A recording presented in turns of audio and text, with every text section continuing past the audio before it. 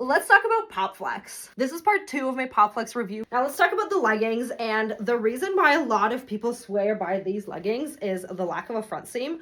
Personally, front seams don't bother me, but I know a lot of people absolutely freaking hate them. So I know Cassie designs all of her leggings without a front seam. The reason why a lot of companies do not design without a front seam is because cutting fabric without a front seam uses a lot more fabric. Like if you have a seam here, you can get the leg part patterned from a much smaller piece of fabric than if you had to cut out the whole like 2 legs. It adds to the cost of the construction. So this is definitely a plus for Pop Flex. Same kind of fabric content, 77% polyester, 23% spandex. And these pockets also have a more rigid band up here, which is just a nice touch because it would prevent all of your things from falling out a little bit more. And everything is joined with the flat lock stitch, and it is very, very well done. If this fits well, it's like a 10 out of 10, no notes.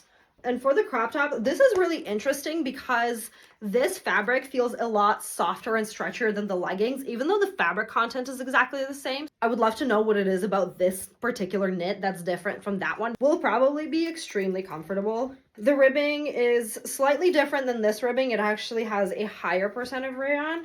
This comes with removable pads, which I hate, but it's not a big deal. I just honestly toss them out of everything that I own.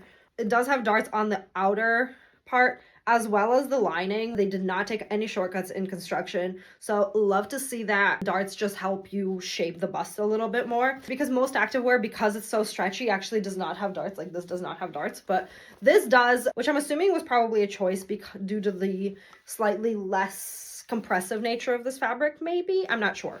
Neckline is very clean. Everything feels very sturdy. Like if I pull on this as hard as I can, the seams are not gonna rip.